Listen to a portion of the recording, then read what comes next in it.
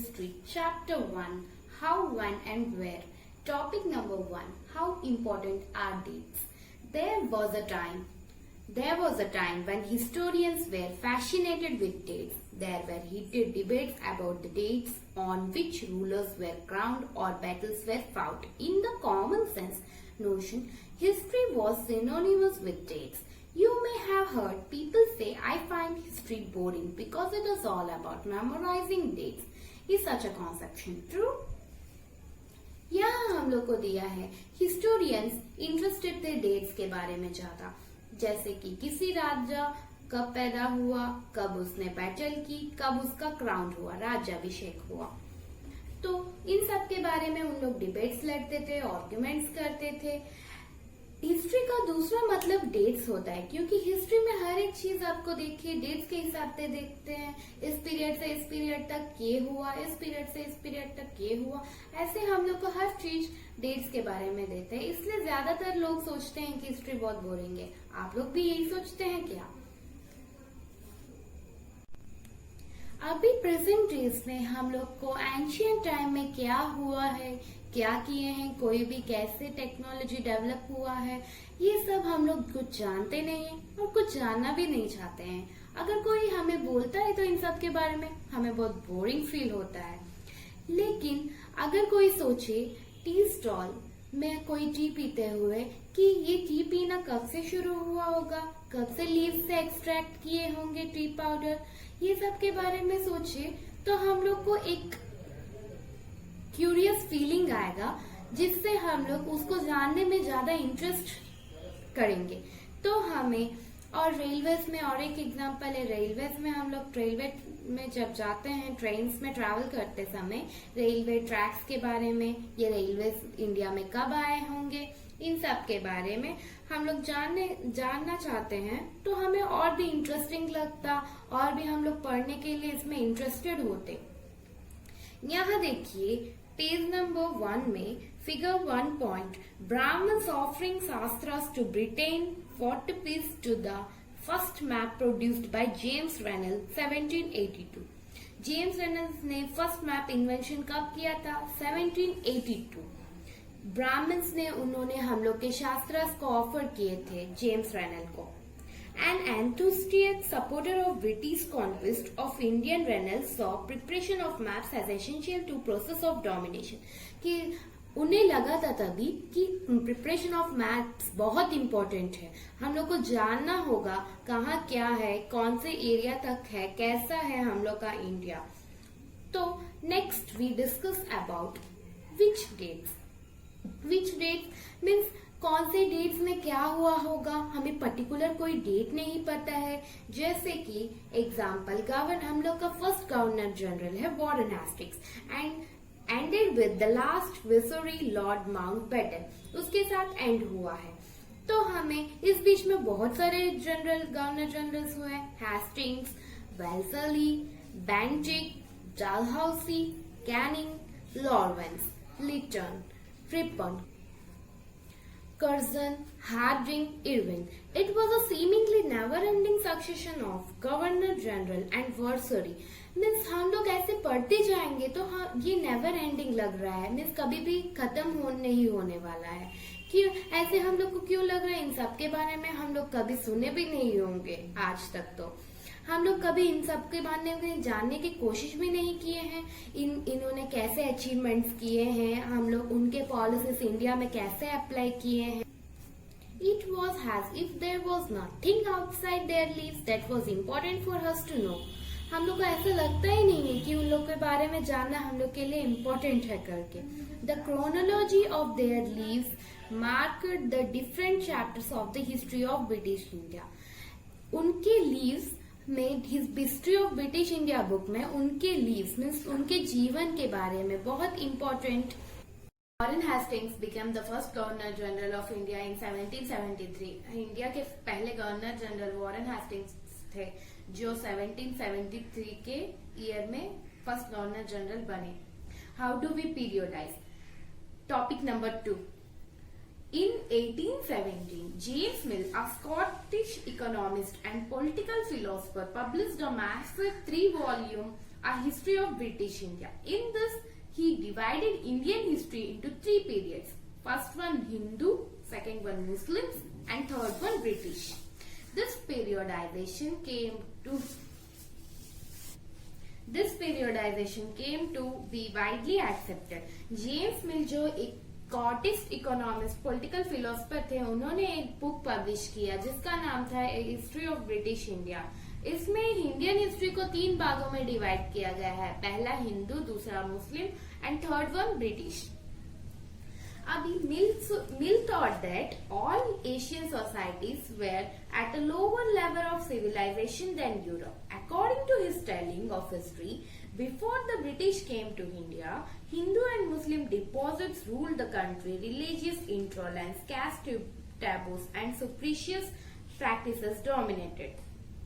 मिल ने सोचा Asian societies बहुत पीछे हैं, मीन्स टेक्नोलॉजी डेवलपमेंट में बहुत पीछे हैं और यूरोप कंट्रीज से ज्यादा।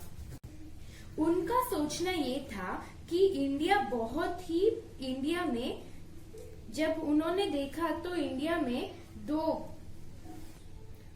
रूलर्स थे, एक हिंदू एंड मुस्लिम्स। यहाँ पर ज्यादा रिलीजियस मीन्स कास्ट फीलिंग ज्यादा था, जो rich and poor, rich people poor people को डोमिनेट करते थे, काम करते थे, यहाँ ज्यादा था।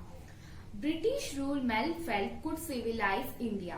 ब्रिटिश मिल ने सोचा कि हम लोग इंडिया को सिविलाइज कर सकते हैं, मीन्स डेवलप कर सकते हैं।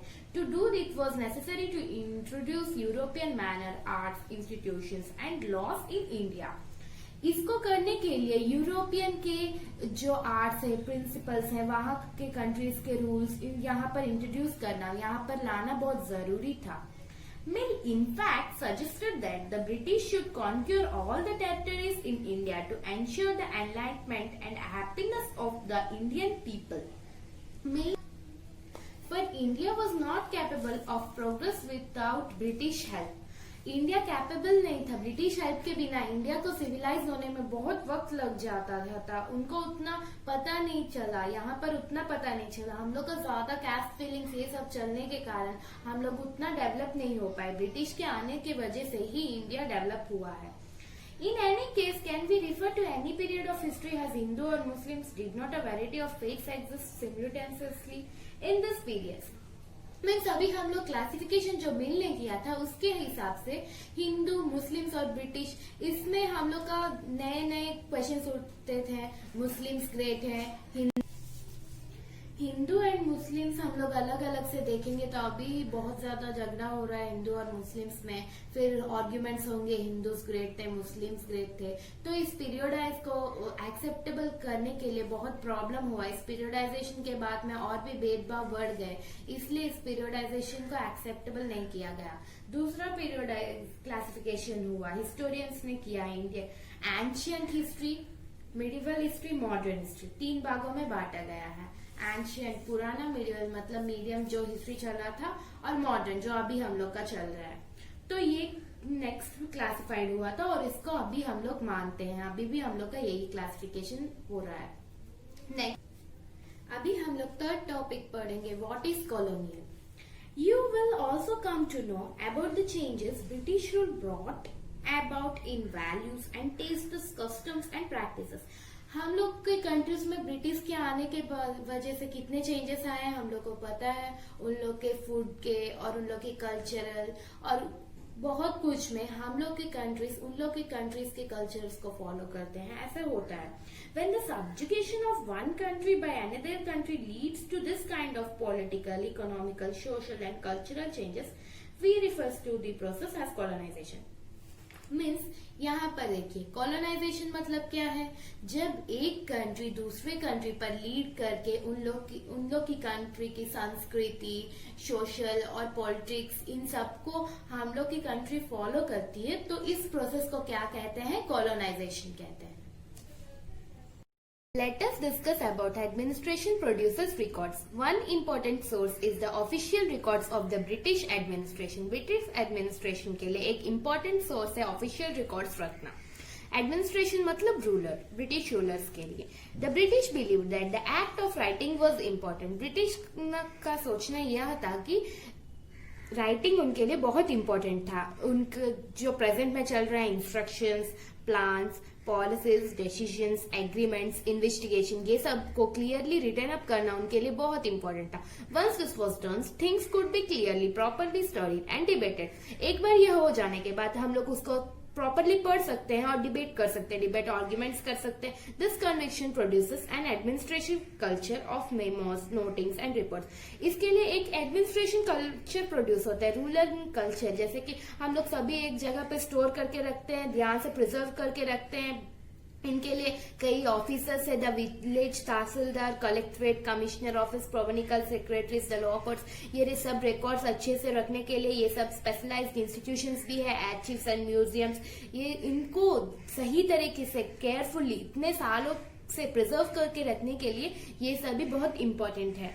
ये बहुत ही, और कैलोग्राफिस्ट का मतलब है by those who specialized in the art of beautiful writing, जो अच्छी तरह से लिखते हैं, उसके लिए कॉपीज में अच्छी तरह से लिखवा के रखते थे। अभी तो हम लोग का प्रिंटिंग चलता है, हर एक ऑफिसर के पास एक एक प्रिंटेड रहता है। Next topic, now we are going, service become important. Service important कैसे बने? सर्विस इंपॉर्टेंट इसलिए बने, the practice of surveying also become common under the colonial administration. Colonial administration मतलब जो एक कंट्री का दूसरे कंट्री में रूल्स चलता है, इस एडमिनिस्ट्रेशन के लिए सर्वेइंग बहुत इंपॉर्टेंट है। कैसे कि हम लोग को जाके सर्वे करना पड़ता है, चेक करना पड़ता है क्या है, प्रॉपरली हुआ है कि नहीं, सभी अच्छी तरह से लिखा है कि नहीं, सब कुछ बहुत ध्यान रखना पड़ता है। By the early 19th century, detailed surveys were being carried out to map the entire country. Service इसलिए किए गए हैं मैप करने के लिए, मैप बनाने के लिए, इंडिया कौन सा शेप का है, कहाँ से कौन से स्टेट का बॉर्डर से, सब बनाने के लिए, इसके लिए सर्विस किए गए हैं।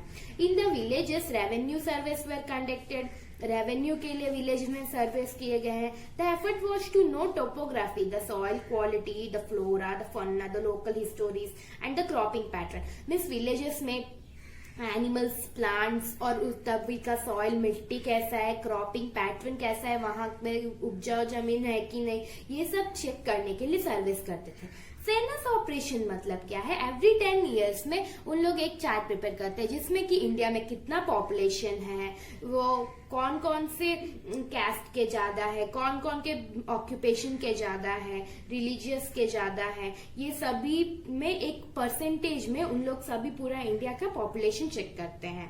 और कई सारे ऐसे ही सेंसस ऑपरेशंस होते हैं, जैसे कि zoological service, archaeological service, anthropological service, forest service. Now we are going to the last topic, what official records do not tell. Official records हम लोग को क्या नहीं बताते हैं? Official records हम लोग को ये नहीं बताते हैं कि क्या exactly हुआ था, तभी हम लोग सिर्फ important records से रखते थे। पॉपुलेशन क्या था, प्लान क्या था, पॉलिसीज क्या था, यही सब रखते थे। लेकिन ये नहीं रखते थे ना कि कौन से पीपल कौन से प्रॉब्लम से गुजर रहे हैं, तभी का सिचुएशन क्या था, रिच पीपल कैसे रहते थे, पुअर पीपल कैसे रहते थे, कैस्ट फीलिंग्स कैसे थे, ये सभी हम लोग देख नहीं पा रहे। सो इन सभी के लिए हम लोग को नए नए बुक्स का, जो पुराने लोग लिखे होंगे वो सब का, और टेलीग्राम्स में तभी लिखते थे वो, उन सभी से, न्यूज़पेपर से, यहाँ कई सारे चीजों से ये सब हम लोग को कलेक्ट करना पड़ता है कि तभी का सिचुएशन क्या था, कैसे रहते थे, ये सभी हम लोग को यही ऑफिशियल रिकॉर्ड्स नहीं बताते। ये है हम लोग का last topic. Now this chapter was and.